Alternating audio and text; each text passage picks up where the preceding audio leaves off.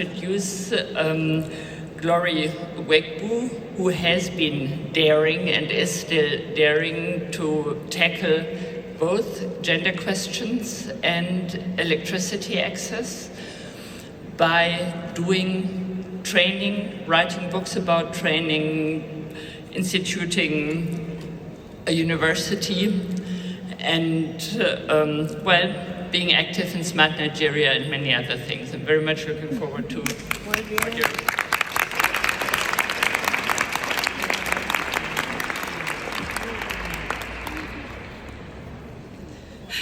Wow.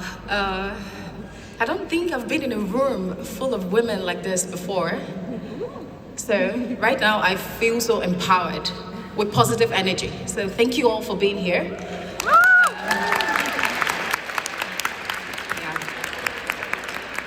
I'd like to thank the organizers of the Berlin Energy Transition Dialogue and the organizers of the Women's Lunch. Thank you to Caroline. And everybody, thank you for being here. I think this subject matter of women's representation in the energy transition discussion is very, very important. This is because women naturally like to solve problems. Yeah. So naturally, a woman would not see a problem exist and not want to fix it, right? And I'll tell you a quick story. My story when I joined the energy sector. I was very young, in my 20s, when my parents moved to a community that was off the grid. I told part of that story yesterday. This off-grid community was without electricity, and moving around the community, I thought that solar power could be a good option for them. Imagine me as young as that, thinking about how I could power the community. It was a crazy idea. My parents thought I was crazy, but I thought that we had sun, right? If we had the power of the sun, what can we do now whilst we wait for the government to figure out the utility, right? But when I took a stroll in this community, I found a hospital that had solar panels on it. Now, solar is new in this village in Nigeria. How come a hospital already has solar panels? So I was curious about that. I walked in there and I spoke to the doctor who said, "Oh, I'm so sorry, the solar here is not working." And so that was really strange to me. I was all powered up about solar, but the one that they had in the village had failed. Now, I discovered 3 problems that was wrong with that. One is lack of a skilled, trained workforce who install the systems. Now, here's what happens. There are a lot of traders who import the materials and install them, but they are not engineers, right? They don't know how to figure out how solar power generates electricity. And so they install projects that are not sustainable. 2, substandard products. Since this is a new industry in the country, people did not know how to identify which products were the genuine ones. Number 3, the beneficiaries of the project themselves have not been taught how to use the solar power project. That you don't use just any type of appliance with it. That it has been designed to work with your power need. That all your neighbors wouldn't come with their electricity problems to your home. 3 problems bordering around education. So it was important to teach people about this new technology, right? And that was what I began to do when we created the Renewable Energy Technology Training Institute. If we must transition in a sustainable manner, we have to teach people what the tech is, and we have to work with a lot of women, because women want the villages to prosper. Women want to see that there is change. But one thing that really helped me when I started my company is actually a group of women. So I must commend you here if you're from a women's network. That thing is very, very important. Women networks, that's one of the superpowers of women, right? We're very good at creating groups, Christian associations, religious groups, women in medicine and things. I've not heard equivalent of men's one like that, right? So that is a strong superpower, because those were the people that really helped me, the women in renewable energy Nigeria. So there, I saw some women who were already doing things like this. Meanwhile, this is a new industry in my country. So there weren't a lot of examples for me to follow. So it was these women groups that I heard opportunities from. They announced opportunities, they talked about trainings. So the women's network is very, very important. So I like to go into my speech. Today, this subject matter of increasing women's participation is important because of two things. Geographical needs, right? Every country actually have different needs in the energy transition discourse. Most of the developed countries are interested in energy transition because, they want a better environment, they want to transition to clean energies. But in emerging economies and low-income countries, it's really different. They are looking for electricity access. Those are two different needs.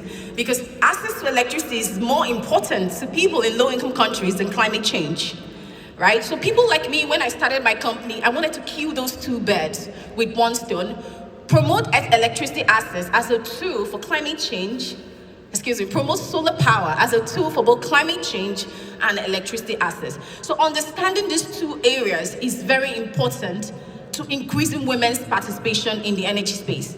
Are we looking at getting more women to use clean energy products for their health? And are we looking to increase more women's role in leadership spaces? So those two things, that's what I want to share about, the strategies that can help us to do that. I want to think about people, men in organizations. I want to talk about something called sponsorship. To increase women's participation as decision makers, let's think about how to work with men and other women in leadership in these organizations. How can you sponsor a woman? How can you put a woman in the front line and recommend her for a promotion? That way we can reach this goal faster. Both men and women should mentor and prepare other women in a company or in an industry that covers the energy space and recommend her for these promotional roles. So that way we can increase access to more women in leadership. Another thing is mentoring. I know that we've had that a lot. I almost didn't include this point, but it's very important. These women groups can start mentoring young girls in secondary schools. Then my next point is thinking about catching them young. We have a program in Nigeria called She Can, Solar Champion Initiative for Girls. We do this program to a target audience of ages 12 to 18 years old. But it's a way to bring these girls into the STEM, introduce them to the STEM area. They learn engineering, science, and mathematics so that they can get an interest to study it in the university. This works like magic because then they believe that they can. But here's a story that made me really understand the true power of women. And I'll tell you this story because it was very surprising to me when I learned it.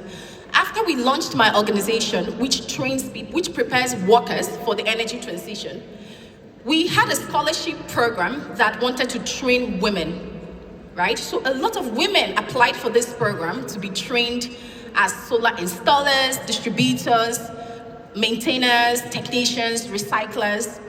In this class, we had 15 women, and then we had about 7 men, right? The men paid for their training, but the women had a scholarship. Here's something that I observed when we were grading their scripts. They write an exam at the end of a class, right? So at the end of the 1-month training, I noticed something incredible in the scripts of the women and in the scripts of the men. Right, so this is not to say that women are more intelligent than men, but the amount of, oh my God, like the women who were in this program who were not engineers, but the men were engineers, did so much better than the men who were engineers. And that was just a training they did for 3 weeks. You see, the ability of women to absorb information, if they show interest, is magical. They can do the impossible with that information. But I learned that I was struck by how the women were so detailed in their responses.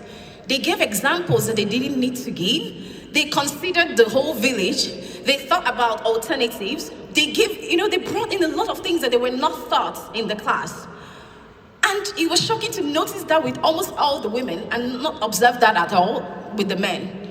So at the end of that class, we had top 5 best. 4 of them were women. Just 1 of them was an engineer. So I was like, wow, all women really need is a chance. And a welcoming atmosphere.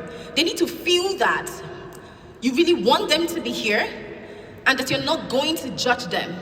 Providing a platform that makes women feel welcomed helps us increase their participation, because then they will be very much open-minded to learn about that subject and to apply it. Also, women are very teachable. They're also very ready to apply what they have learned. And so that was how we decided to, invest in more women, giving them more chances to work. Then finally, it's important to talk about two types of people. The people who produce this technology that women use. Now, most times the companies are run by men, but they make products that women in low-income communities use for electricity access, right? These companies should strive to employ women into the product design and as technicians, because their target market is women. These women in their employ will understand the needs and be able to reach more women who use those products. Secondly, funders should think about how to promote gender-lens investing. Fund activities that give more access to participation, more access to electricity to women. Also, these same companies should, because men are the ones who pay for these products in low-income communities, and so they target men. They leave out women who use the product. It's important to be intentional in how we think about this. If you're a funder, if you're a woman in leadership, if you are an investor, if you are a leader of a women's network, think about how you can use that platform to promote women's participation in all that you do.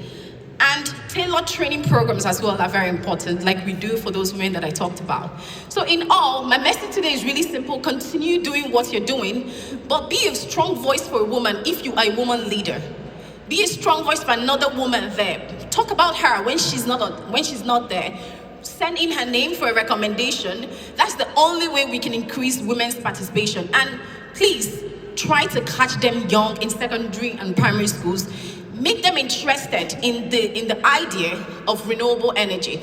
And one last story before I leave is that we did a training, but I found out that we didn't attract women participants. Here's something I observed. The communication materials we used showed men that were climbing roofs. The communicative material showed men that were wearing the helmets and the jackets. So I realized that sent a message, even though the women were interested. But it's just a subconscious thing. For a reason, they didn't show up to the training. So let us also be conscious of that. Let us use other women in leadership to communicate these ideas. Let us use women in our flyers when we're trying to reach other women for training. I hope I've been able to inspire you today. Thank you so much.